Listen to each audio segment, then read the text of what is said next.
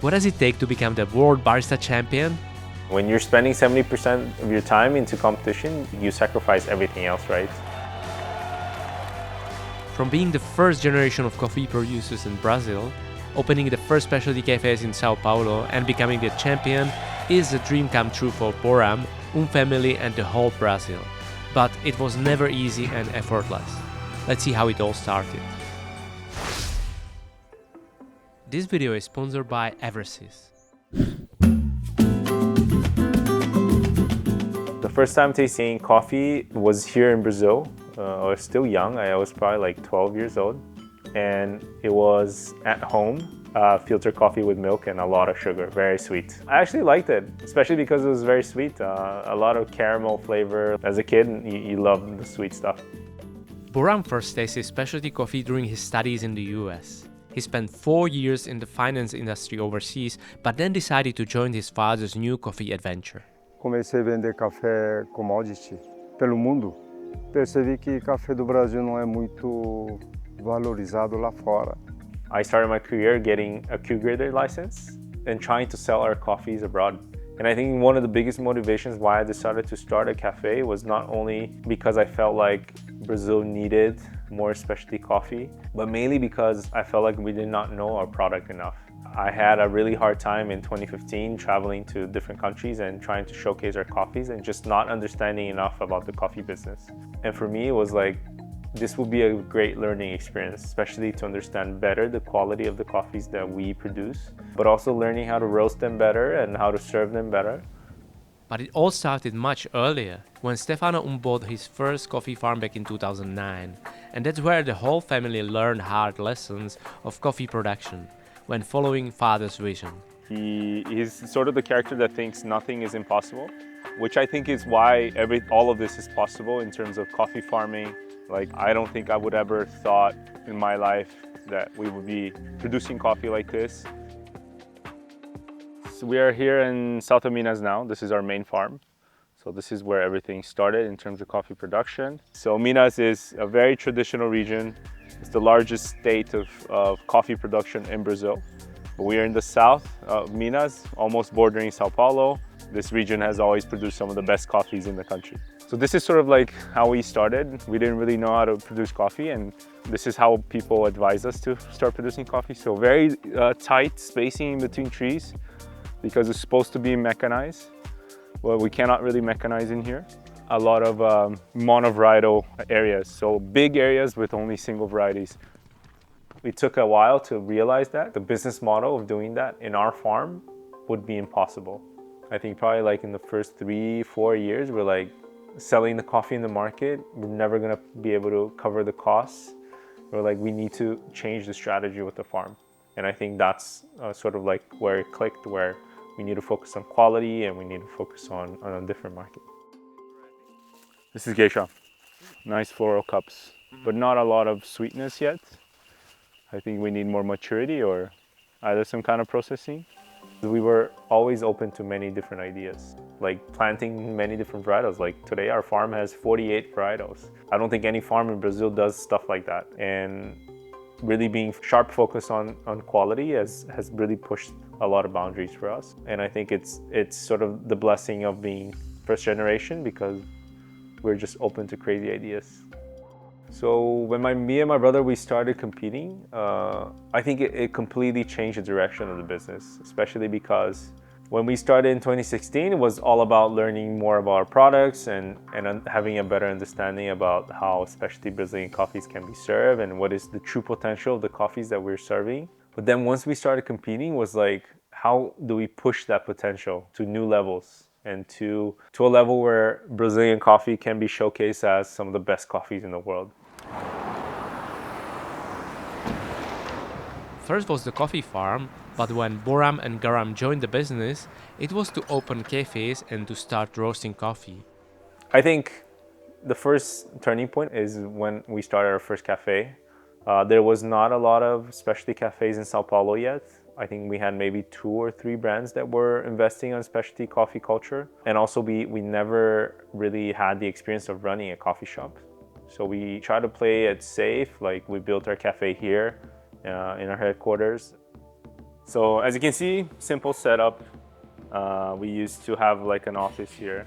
When we opened in 2016, we had no idea what we were doing. So we made a lot of adjustments throughout the years.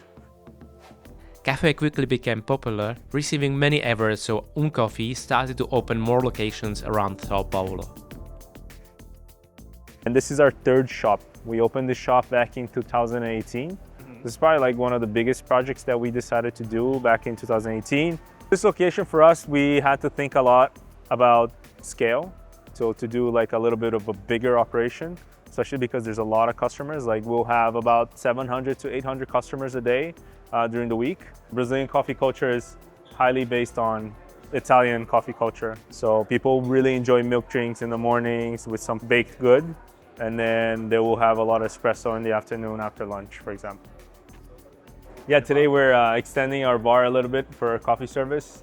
We're having the first ever shop master being installed in the cafe. We're very excited because it's a new concept for Brazilian market. This definitely will fit here because this is our high volume cafe service. So we have a lot of peak times. Morning and after lunch are our biggest peak times and high on espresso based beverages. So it'll be a good test trial by fire for the machine as well.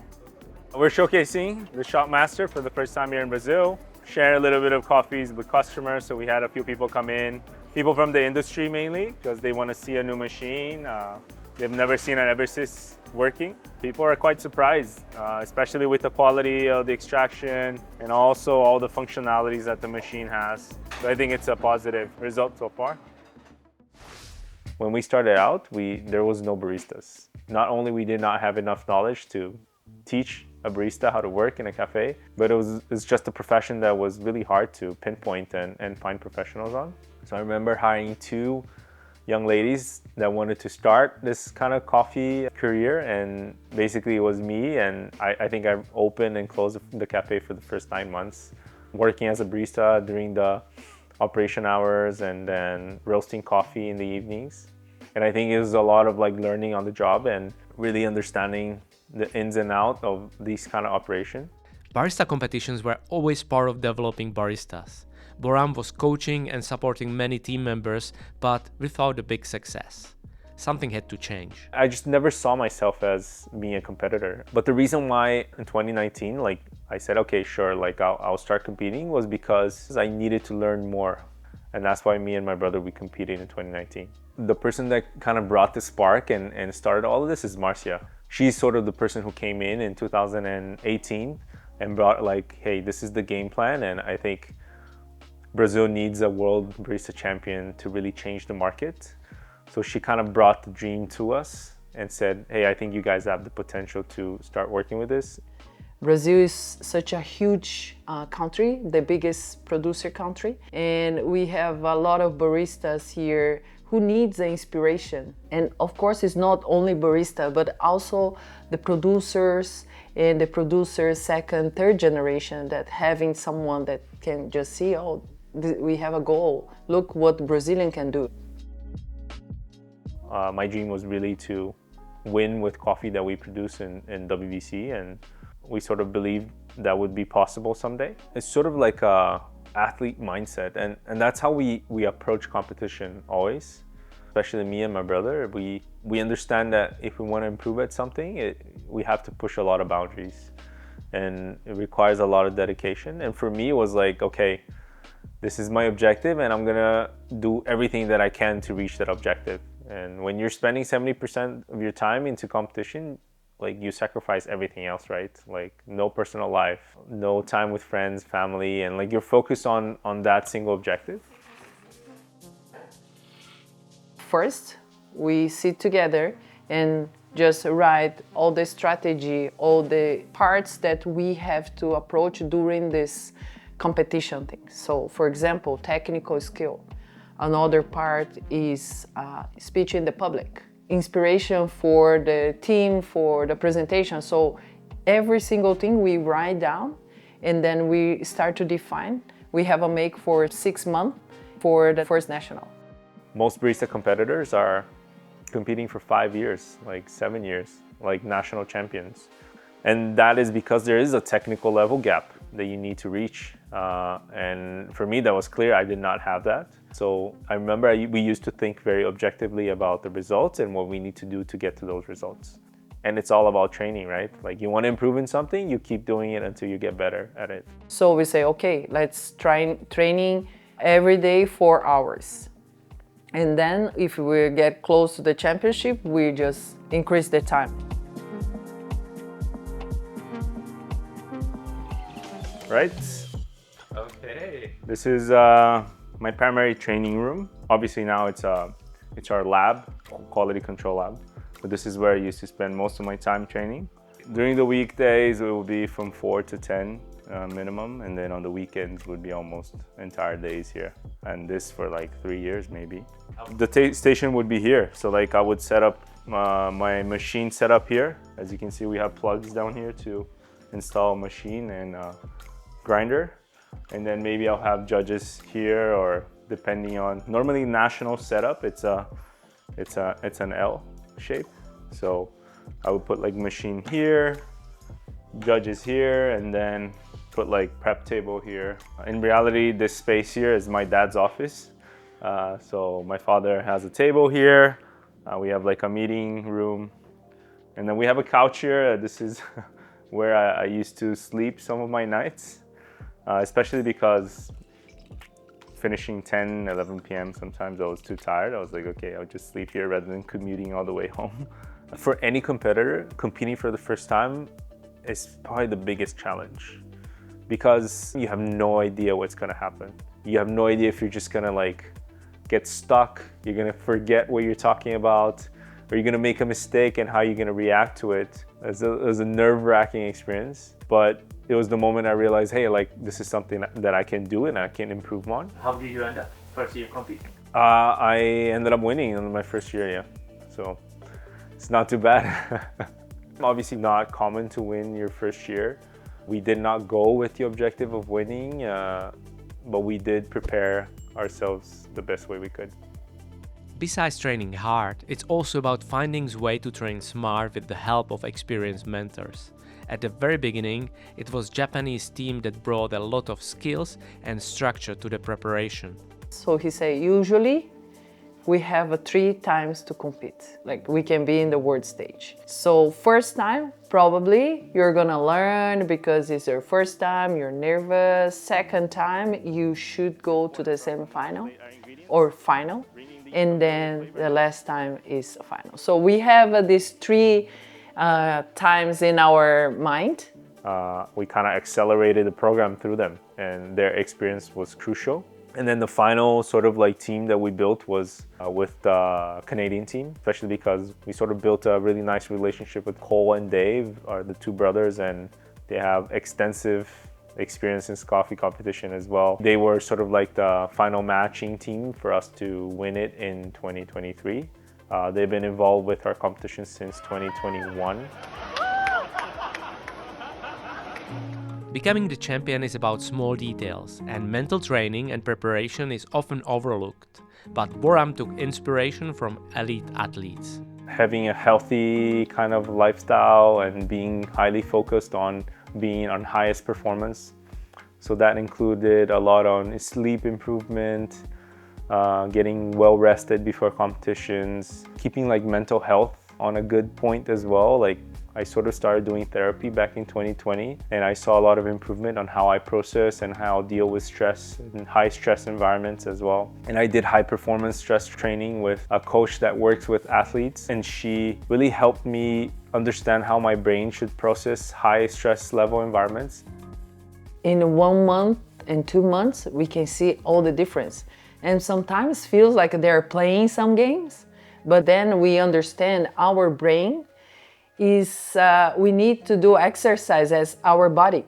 I usually work with athletes, and I never knew Barista World, so that was a challenge.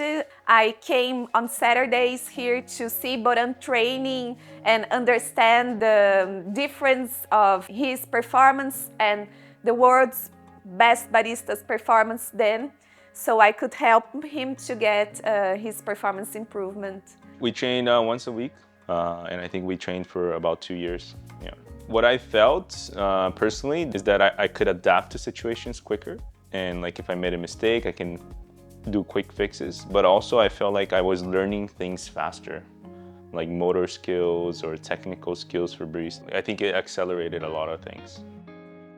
Let's see the coffee that Boram chose to use at the World Barista Championship in 2023. When you have an incredible cup of coffee in terms of production level, it minimizes a lot of the mistakes that can be done in terms of roasting and extraction. And for me, that was it. That was like, we need to produce the most incredible coffees. Even in 2019, there was a lot of stigma about fermentation in Brazil. Producers would say like, you guys are crazy, like you guys are rotting coffee and bringing all these crazy acidity, and this is defective, this is not good quality coffee. But it was a moment where the market abroad has always already shifted towards fermented coffees, right?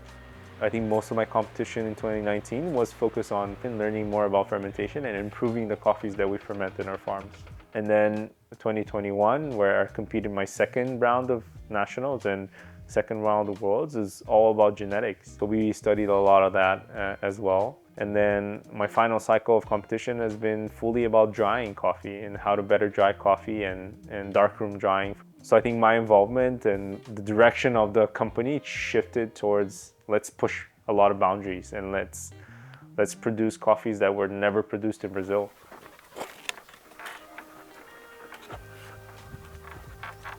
So we are here at Pink Bourbon lot. This is where the coffee for WBC came out of. So for the championship, we had a few options. We wanted to use some of the newer varieties. But overall, in WBC, we kind of chose Pink Bourbon because everyone knows and everyone at some point have tasted. We're the first producers of Pink Bourbon in Brazil. Most of our processed coffees or high-end coffees are all going to be dried here. And we're doing full dried room processes. So we'll ferment cherries and go straight into dark rooms for drying. So no sunlight at all in the process. And that's been working really well for us.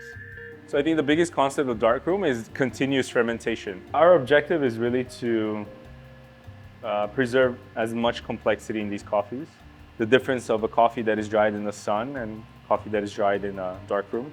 And we realize that there's a lot of potential of the coffee complexity, sweetness, and flavors that are lost because we're interrupting a lot of the fermentation process through sunlight. And drying coffees here in a controlled environment like this really changes profiles and changes what we're accustomed to tasting in Brazilian coffees. So this is part of our constant search for what is the best that Brazil can offer in terms of quality. I only had 2.5 months to prepare for WBC, but then once I knew I won nationals, it was full-on training regime for WBC, and this would be 6 to 7 hours training per day. Wake up in the morning, do like some kind of physical activity and get like my workout done in the day, and then get to office and do work in the mornings. I would do emails and meetings and things like that, get sort of the work part done.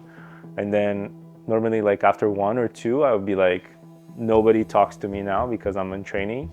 And I would lock myself here in this room and do practice rounds and have a structured program every day. Like I'm gonna spend 1-2 hours doing milk steaming and improving my technique of milk, for example.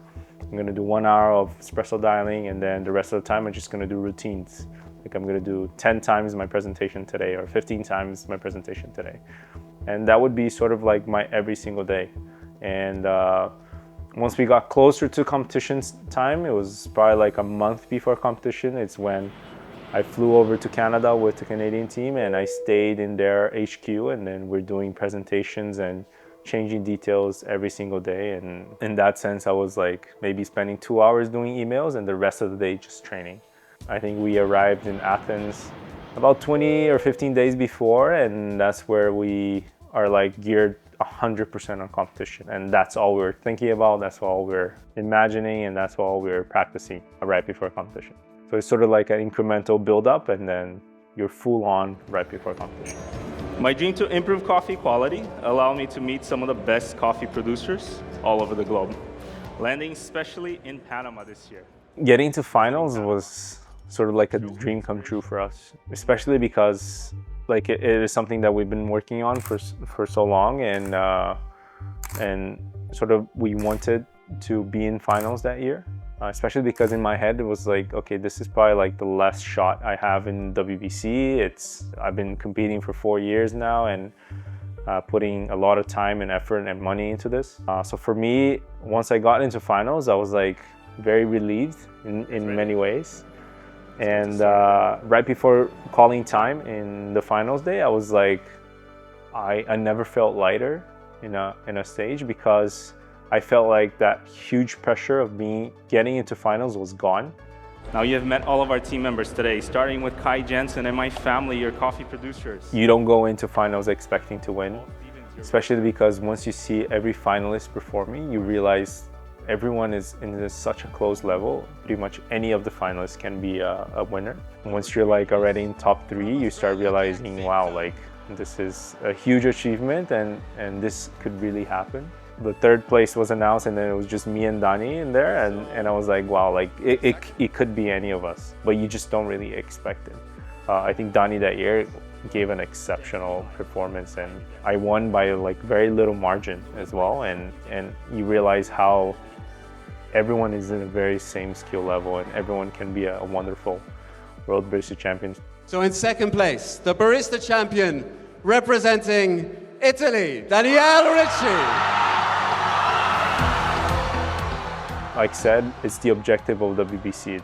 It's choosing who's the next ambassador for the industry, and I think sort of that also plays a role into who wins WBC at the end in the finals day. We were super amazed. Of course, we cried. And as a family, I think for us it was a big achievement. I think it was a huge impact through the media as well, because Brazil never had a world champion, as I said before. And the producers were super happy as well, because they were struggling a lot to show to the world that Brazil has amazing coffees as well. Who is the winner of WBC 2023? Representing Brazil, Boram Um! It meant that the market was ready for another producing country to be World Barista Champion.